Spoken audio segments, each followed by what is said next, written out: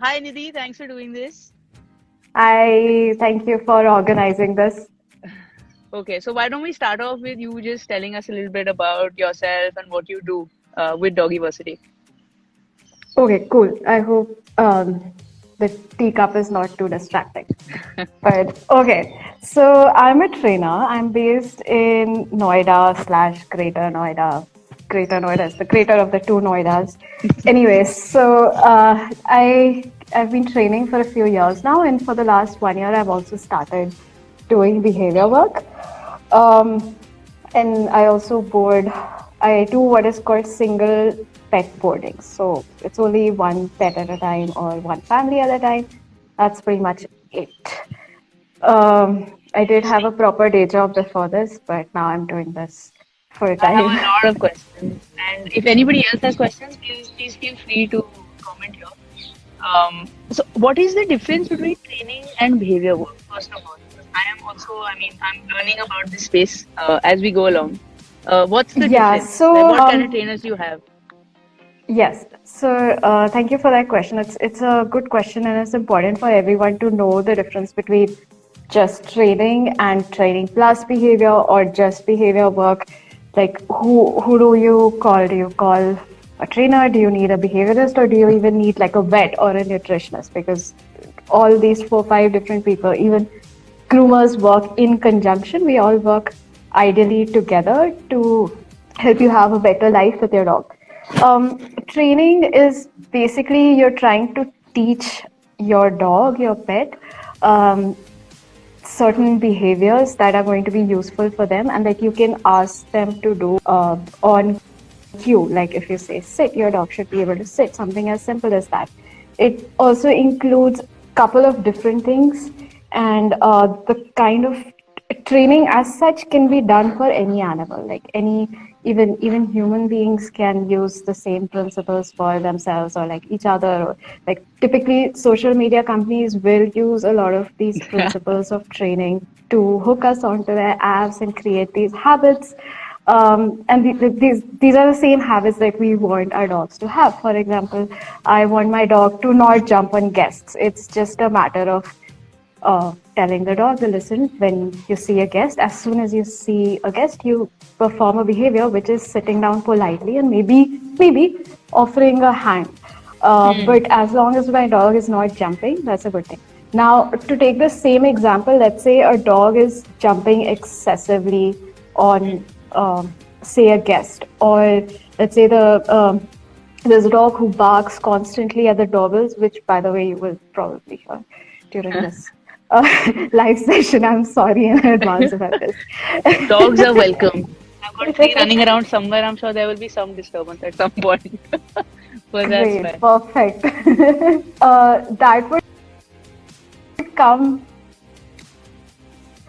That would come under behavior problems. So then we need to analyze why the dog is barking. Is the dog is some guarding instinct coming out? Is the dog actually scared of the people who are coming through the door, or has that habit simply been reinforced over time, consciously or unconsciously? So that's behavior work, which is slightly more elaborate than training work, and it takes longer. Okay. And it can be slightly painful as well. So behavior, as I understand, is when there is a specific issue that you want to work on, right? So, Yeah, for example, specific in huh, issue, we look at the dog as a dog. We look okay, at the dogginess of the dog. We look at any fear-related issues, any of the natural emotions that the dog is going through. okay. Uh, and training is a little low-key than that. Sorry, I see that's we're Raja. going to She's have barking some. because she does not understand what I'm doing here, looking at the phone. So I'll just bring her on We camera. want to see. We want to see. Oh, yay. Hi. How are you, cutie? Now she happy. Uh, I think this dog, when I said hi, she's like, I also want to see who you're saying hi to. Okay, this is not going to work out. This angle is not. Okay, now she can't wait to get away. Okay, go. Okay, Okay, go. okay, okay. She's like, this one is like, okay, I can manage all the angles. This one is a start. She's gonna start with that. Does she have her two ponytails right now or no? She has one ponytail. Fashion icon. I think I can. Yes. Hi. Hi. Hi, Gino. Hi. How are Hi, you? Gino. Wait. She just wants pets right now. Okay. Awesome. Okay. So behavior Okay. is, as I understand, you basically have to look at the dog's personality and see what is the issue about, right? And get to the root of it, Yeah. and then kind of help them out of there. Yeah. Yeah. Also, typically, a behaviorist will give you a written program and Okay. work with you. Uh, Sorry, I think my. I hope I'm still whatever. Yeah, yeah, yeah. Can hear you. Okay. Huh. So, a behaviorist will typically give you a written program and you have to work for slightly longer. You also Okay. have to check in a bit more than you would check in with your trainer. Okay. So, So, and training would be what? I mean, how do you kind of define training then? sit, come, stay, basic obedience, socialization, any kind of agility training, any kind of working dog sniffing, Okay. that would also come under training. Okay. So training is basically anything that you definitely want your dog to kind of go through, right? To be Yeah. settled in the environment they're going to be in. So potty You may or training. may not, Hmm. yeah, you may or may not need a behaviorist, but trainer definitely go through the training once. Got it. Nice, interesting. Uh, and now my second question, which is more interesting, which is that I never heard of this stuff growing up. So you Yeah. know the the career options in front of me were not as cool as they seem to have been for you. How does one decide to become a canine trainer and kind of go down this path? How did that happen for you? They were not there for me. I think I was quite old. I was over the hump. Okay, let me start from the beginning. So as a child, uh, I always wanted a dog of my own, but my parents were not dog people. I was not allowed to have a dog. That was just not a thing. I think my grandparents had a dog, but then we were living in a more urban sort of apartment setting, so never had the time and place for one. Cut to like maybe 10, 15 years later, and I'm working, I'm an adult now, I'm earning money, and I can typically, like, I mean, I could have technically afforded a dog and pay and call it my dog, not Okay. like a sibling, but actually my dog. Uh, So I think this is also typically around the time you go through a quarter life crisis and you're like, okay, I have like a 9 to 5 job and I'm going and I'm earning all this money for what? So I went and decided to foster a puppy with the intent of adopting.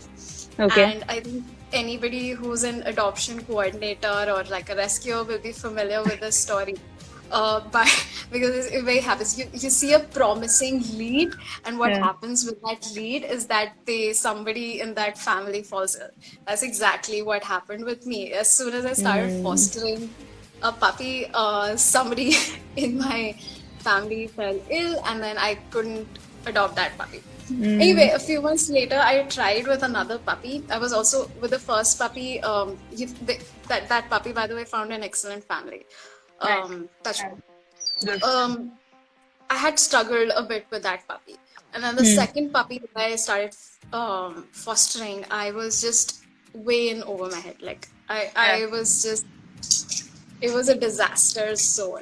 You could have come to my house and see like the destruction and like everything happening. I think some people are beginning to predict what happened next. But yeah, it's not a good story because I had to give up on that puppy as well. It wasn't Mm. working out for me, and I was just like, I have no idea what I'm doing. I had no Mm. idea who to even ask.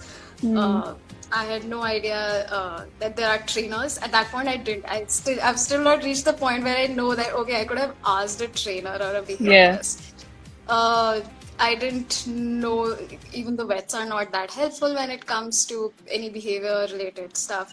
I Mm. typically go to YouTube or like books for this, and even that advice was not really working for me. Mm. Um, Anyway, so a few weeks later after that, I saw, I think I was on Twitter, I was big on Twitter, and I saw somebody tweet about uh, a puppy workshop, like a puppy Okay. training something. I went and attended it. It was a free workshop. We all love free things, so it was the nicest free thing I've ever had in my life. That one workshop. It was done by Rajvi, so that's Citizen Canine on Instagram. Got it. And she come to Delhi. She's based out of Mumbai, but she had come to Delhi and she did this 1 hour workshop. And that 1 hour workshop, I still use some of the things from that in my day-to-day training. Some of the things that it was just so informative. Like it was mind blowing. It was like I was a fan. Like, oh my god, like you can do this. Like this is a whole thing. Like, this is your actual day job or something. Um, Yeah. then again, I think I kept following her on Twitter, and then she tweeted about Shiren's course because she's also Okay. works with Shiren and like everything. And then I ended up doing Shiren's course. Even then, I didn't know I was going to do this full time. I was just hoping to maybe like foster another puppy, and this time actually do it properly and not mess up big time. Um, and then I just started practicing. Like as a trainer, your experience really matters. So I was just Yeah. taking up little trainings before and after my working hours, and slowly I think I realized that a lot of people do need like do ask for training, and they once we have this even one conversation, once we have even one class, it makes a huge difference in how they see their dog, how they Yeah. interact with them.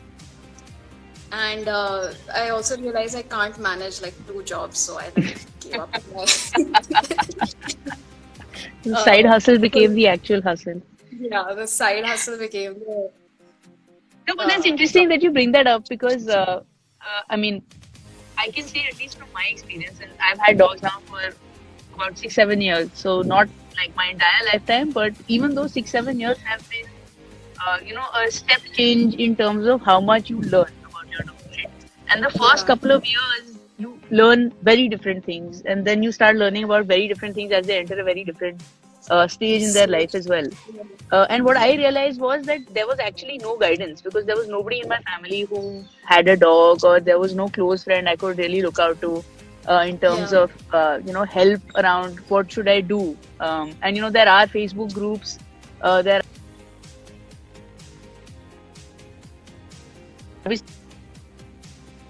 are that kind of conversation with somebody, right? And I think that's what I missed out on definitely.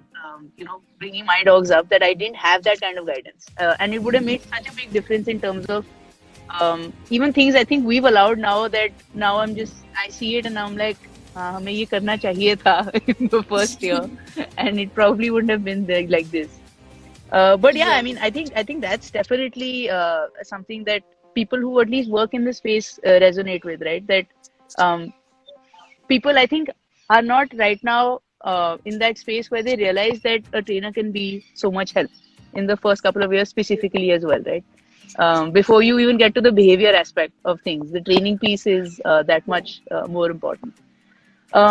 So you also mentioned that you also do single pet boarding, right? So that's either one dog or one cat, right? yeah, And my knowledge of boarding centers is limited to the few that I've seen, which are typically there'll be 10 dogs and they'll all be in those kennels. yeah. How has your experience been versus a training center like that, a boarding center like that? What you do? How has that panned out for you?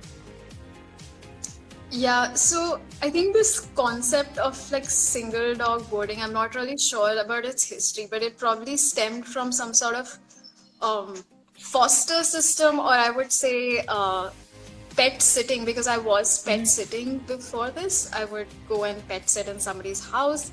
Uh, but now I just have a space of my own, and I don't have dogs or cats of my own. So it's an empty house, Hmm. and the whole 2H BHK is sort of like open for this one dog. Or Yeah. if like obviously like a family has 2 or 3 dogs, they can leave all 2 or 3 of their dogs with me. Or in some cases, like one dog, one cat who have been living Hmm. together. Again, they're welcome in this space. Hmm. And yeah, so that's how it started. I think from pet sitting to having a house which doesn't have pets. And typically, this kind of setup is really useful for dogs who have aggression issues or some kind of behavior issues. So uh, when you have 10 dogs in a boarding center in a kennel, either the setup will be that they're all caged, either they're all kept in separate enclosures, which typically is a small enclosure. There are good boardings which have huge like enclosures for one dog at a time. But yet the dogs can see each other. And for some dogs who have like dog to dog aggression or who have even fear issues or who are just uncomfortable and not that, I would say, extroverted, they're introverted dogs. They just don't like being with other dogs. It could also be a dog who's just susceptible to falling ill really often or needs some kind of special like medical care. So for these kind of dogs, having a single dog boarding setup that is available is very useful. And this also, so I don't take up aggression cases, but other trainers like, Namrata, she takes up aggression cases. So initially when you're doing behavior work with them, you do want to separate them from other dogs, especially if it's a case of dog to dog aggression. So again, in cases like this, while the behavior program is like a lot of behaviorists like us, we struggle to find a space where the family can leave this dog knowing that the dog will be safe, will be happy. So it's also like really useful to have the space so that that dog can have like a break. Yeah, I'm sure it also helps. Dogs that have separation anxiety, right? If you get that kind of one-on-one attention versus just being with a bunch of other dogs. That's true. So typically, again, like in a kennel setup, the kennel staff is not always able to spend 100% of the day with that dog. And here in my house, I try to make sure that me or somebody else is always there with the dog, especially if the dog does have separation anxiety. Also, I do make sure that, if your dog does have separation anxiety to begin with, do put them on a program so that it becomes easier for them and you. You don't always have to rely on someone like me to step in all the time. Yeah. When you say program, you mean one of those behavior programs that that you were talking about earlier, right? Yeah, sorry, I think your voice broke. Can you hear me now? Yes. So when you say program, you were talking about one of those behavior programs, right? That you were speaking about in the beginning. Yeah, which is a more long-term day-to-day sort of thing. Yes. Nice, interesting. So I'm sure there's been a lot of fun things that have happened while you've been doing this. I don't know, is there anything that you can share? Maybe, I know that you were hosting a dog and a cat together. So I'm sure that must have been entertaining. Yeah, I think I ended up learning a lot about cats just because of dogs. Because my doggy family is one of them. I'm eternally grateful to this one lady who was like, who tried me out with her dog very cleverly for a few days. And then after a few days, she's like, Nidhi, you know what? You can keep my cat as well. And I realized it was a test. She had completed a test and she was just seeing if I'm like responsible with the dog so she can also leave the cat, who was a special cat. He had some special needs. Okay. But yeah, it was really cool. I learned everything I know about cats through pure like just having a cat thrown at me.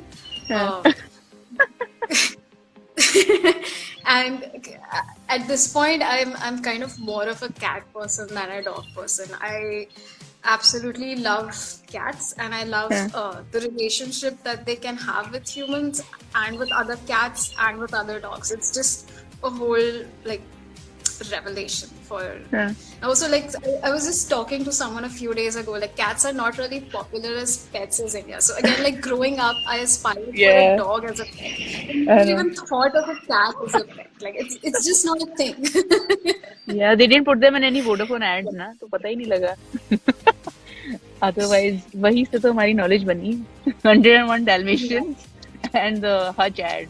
Oh gosh. I've not watched 101 Dalmatians. Like I haven't either. I think I feel like I've just seen imagery like growing up, and that's just been my knowledge of it. Yeah. Acha, haan. Dalmatians are a And now thing. the harnesses, Yeah. the harnesses, the collars, and all the merchandise. I do want to watch this movie because it's the Cruella movie, which is going to come out because Yeah. it's a really good actress, and I feel the cinematographer is going to be like really amazing. I know that's going to be like a So, blast from the past. I feel like now they're just making movies for people who were kids in the 90s or अब बड़े होके nostalgia has just become like this fan prevalent service. theme just to Yeah, remakes. Cool. I just think fan let's service. yeah. I think let's answer Okay. some questions. There are some that came in. There's one from Think Abstract, which is the most difficult aspect of having a dog. What are your thoughts? Um, Most difficult aspect of this is a difficult one. Thank you for the question. Uh, I would say not knowing what they're thinking. I think Hmm. sometimes. Okay, do you want a visual? Okay, I'm not going to give you a visual, but this dog is just humping like a toy, and I'm not sure what she's thinking. I think we need a And a visual lot of now. she stopped. I think she heard me. It's invading her uh, privacy. yeah, that would be rude. And probably improve. Anyway, I think that's what it boils down to. You kind of like you have a problem and you just wish you could talk to your dog and ask them, dude, bro, why are you barking? Like why did Yeah. you pee in that corner? Like why? Just tell me why. Just not having this means of like communicating or this back and forth, it can be quite I mean, Yeah. yeah, it can be like at some point in their life, I think every pet parent is like, you know what, I need to know what my dog is thinking. I need to know whether they love me. I need to know Is it just the everything. food? Do they really Yeah. like me? Yeah. Yeah, I think you went very philosophical with that one. Both are definitely. I mean, if you go to the root of any problem, I think, or any difficulty, it boils down to why can't I just ask them what they need? Yeah. It would be Yeah, but it would be uh, easiest. Like yeah, I you know. don't need any trainer, you wouldn't need I mean you would still need us, but like It'll be even like more. going to the vet would be so much easier if your dog could just say, you Yeah, know, this is what I'm in happened. pain. Yeah. Yeah, no, I think for me the most difficult aspect would be kind of related to that. I think if you go down to the root, it is essentially a communication thing. But for me, it definitely is not knowing if you're doing the right thing, right? I mean, Yeah. I've had dogs before, and I've just gotten Sriracha, who's only. I feel like I don't know exactly what I'm doing, right? And I feel like that's an eternal kind of state you're in. That am I doing the right thing? Is this going to bite me in the ass 10 years later? What's really going to Literally, happen? quite literally in some Yeah. cases. Yeah, so I feel like, and I mean, you're right. It boils down to that same communication piece, right? Because you can't talk to them. Do you even know if you're doing the right thing or not? I think Yeah. you live like My mom looks at me with this smug smile now because she's just like, now you know what it's like to have kids. To be a Because parent. I'm like, please I have a just rebellious kid. yeah. So good question. There's another one that Prachi's asked around dog neutering. And there's a bunch of very different information that you get around this. But I mean, what's your opinion? How do you tackle this question when you get it? I love this question. I don't know why, but I actually went down a rabbit hole yesterday, just going through the same question. Like Yeah. just when you think of something and then you're like, okay, maybe I should Google this and like what is the latest research and then like, I mean like 2 hours later you're like reading why does my dog hump? Like, yeah, there's actually an actual book which is by this really respected scientist, Mark Okay. Bekoff, which Yeah. I ended up going through, which is called "Why Do Bees Get Depressed?" and Why Does My Dog Like it's a very long title. Anyway, I kind of try to look at the question of neutering really scientifically. Okay. So unfortunately, not a lot of research is done in this area. Yeah. I have a background in physics, so Okay. I kind of like to think of this as scientific. Has this been has there been enough research? Can I actually quote like a paper or something? So I really believe in the scientific method. I mean, that's science got us here. It's why we have Instagram. It's why I have a phone which has a battery which can just do magic. Like it's everything. So it's a good question. There are many things to it. There are pros, there are cons, and there are reasons like why your dog needs to get neutered and reasons why your dog shouldn't get neutered. So I like to look at it at a case-by-case basis. Okay. And legally also, I don't think there's a law which says that your dog needs to be spayed or neutered. Okay. The law is against backyard breeding. So you can't breed your dog and like sell the puppies if you don't have a license. So that's the legal aspect of it in this country. So you can't breed your dog. But it doesn't say that you have to, like legally your dog is not required to be neutered or spayed.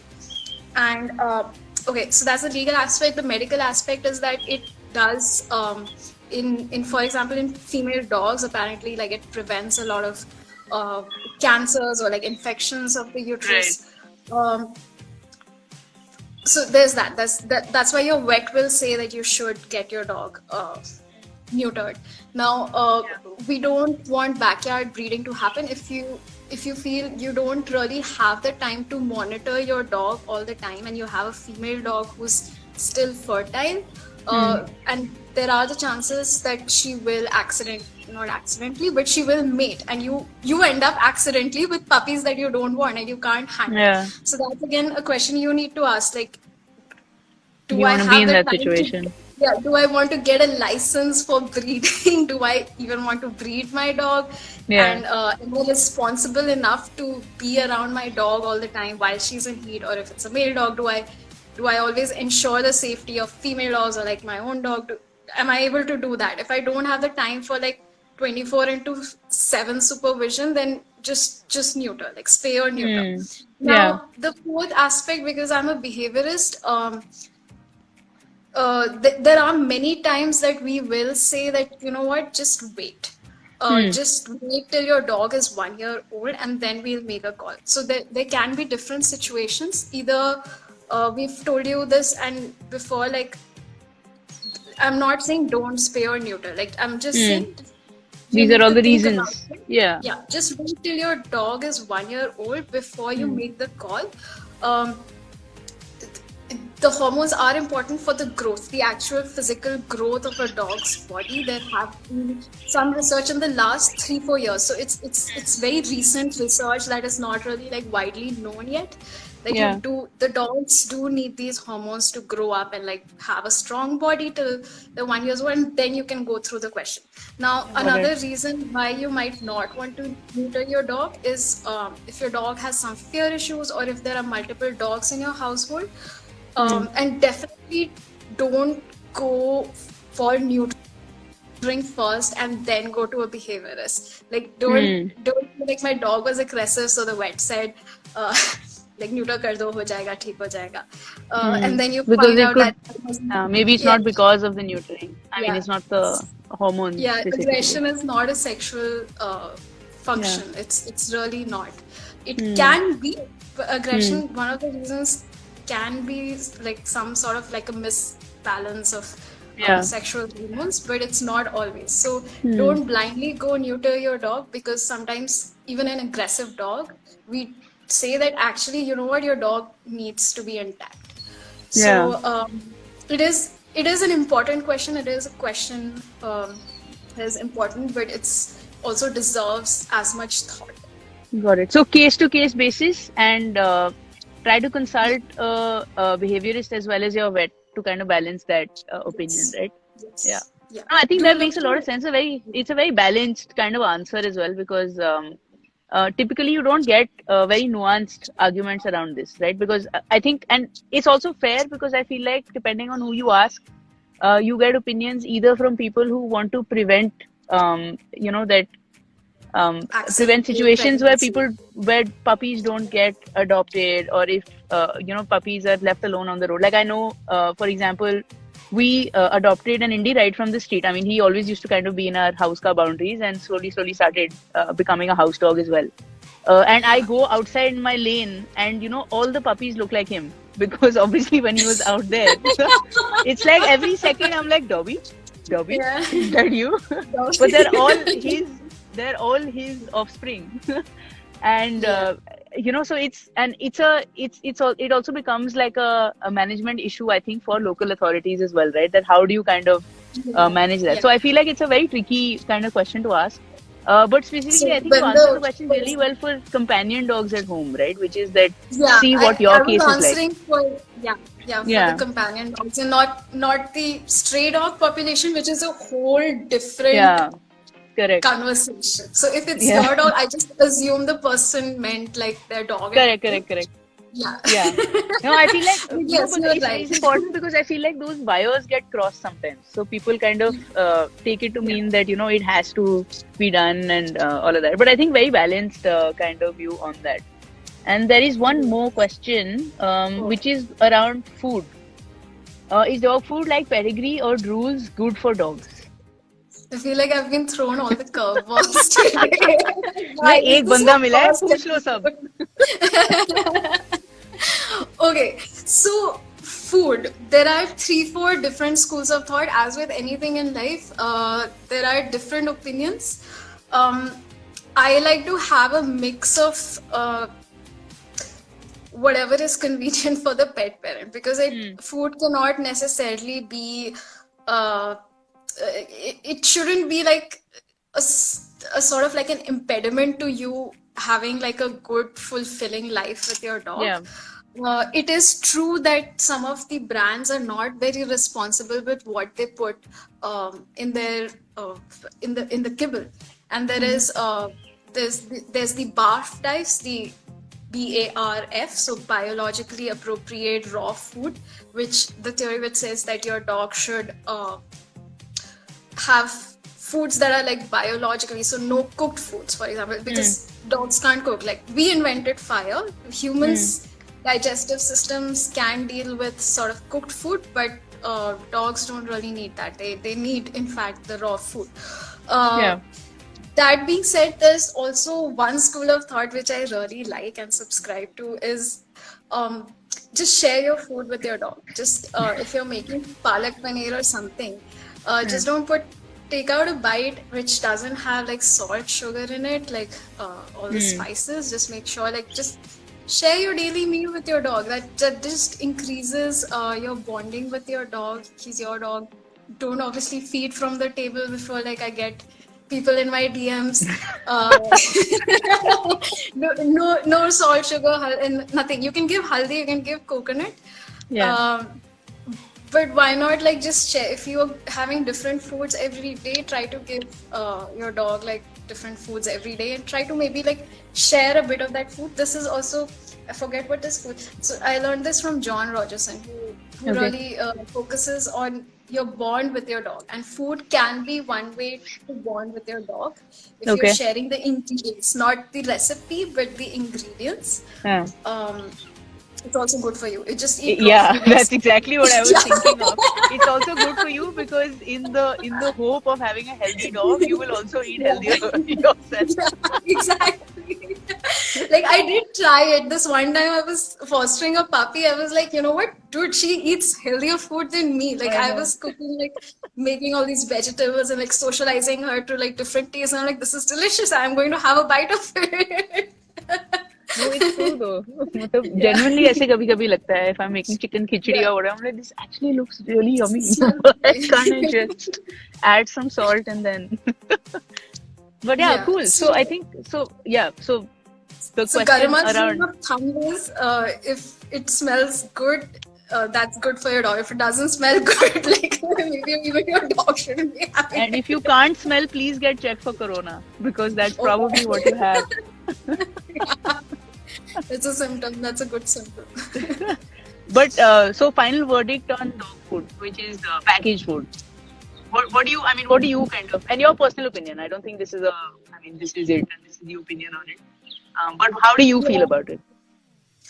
I feel okay with it. I do like to mix up. Like, when I'm fostering puppies and I have 100% responsibility of a puppy, I do mix up. Like, I'll give only one meal which is kibble, and the rest of the meals I'll maybe cook, or maybe one meal will be raw, and then the next day I will rotate to another brand, or like just making sure they're getting the best of every person. Remember, dogs are omnivores, they're also scavengers, so they can cope with like a lot of different foods. I definitely don't want a fussy eater, so I don't stick to one brand at all, picking up the foods, because I don't want a fussy eater at all. Yeah. No, I think that makes a lot of sense as well, right? So just so variety you were saying is more so that they don't become like a stickler for yahi chahiye specific cheese, and you kind of are able to eat across. No, I think that makes a lot of sense. Hope that answers your question as well, Prachi. Yeah, I hope that answered and not confused you even more. Awesome. So I think it's been a really good discussion, and I want to end on what we've been kind of working on for the last couple of months, which is everything that this conversation had, everything that I think you've kind of been through in the last 3-4 years as well, which is that we realized that there is a lot of guidance that's missing for new pet parents. And what we are kind of working on together is this course, which is an encapsulation of everything you should be knowing as a parent of a new puppy, right? So in the first 6 months, this is everything you need to know, from potty training to leash walking to basic commands to even games that you should play for mental stimulation. So how would you kind of, I'm going to put the pressure on you. So how would you sell it to people? Why do you think people should kind of sign up for something like this?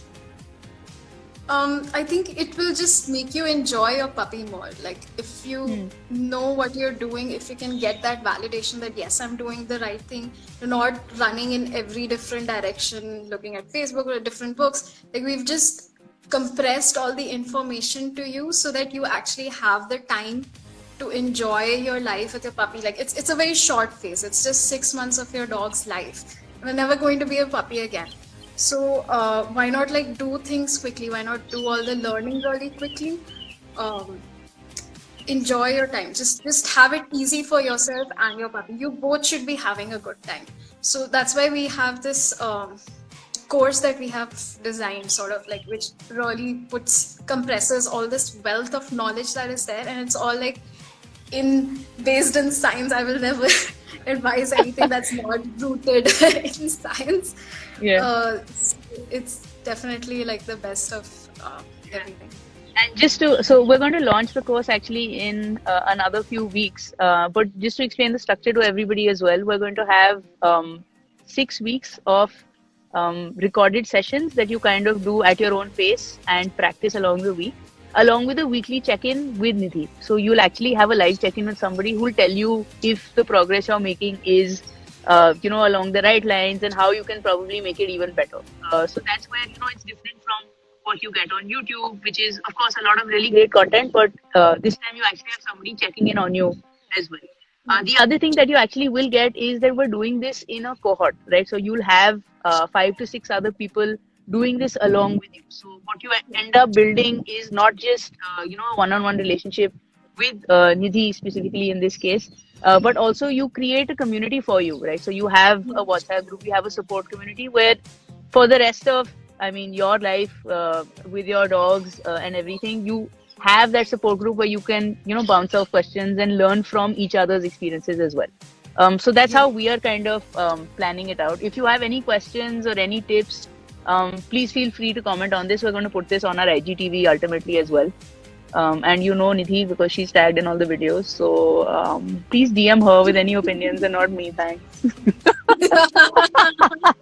That was nicely done. No, it's a sploot thing. Don't DM me. But thank you so much, Nidhi, for doing this. I think always really great talking to you. And this was a fun conversation. And yes, thank you so much. I had a lot of fun. And I'm looking forward to the other videos that you will do as well. And Lord, I'm hoping they also get thrown the same curveballs. There's not one opinion. It's okay to disagree with each other. I feel like dog people can really do with like, okay, you know what? You do you.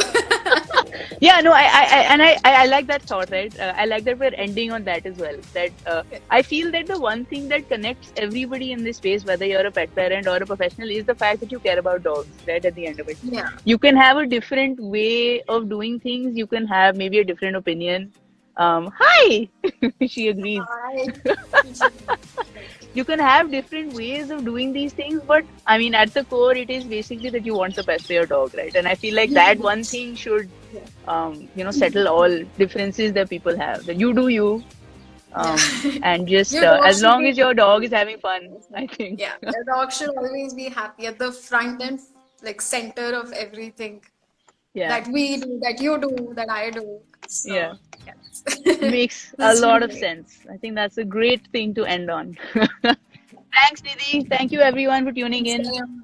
Thanks, Okay. guys. Bye. I need to figure out how to shut this also now. I Okay, was just bye. going to hit the cross and like hope I that hope that camera does it. is- Okay, bye.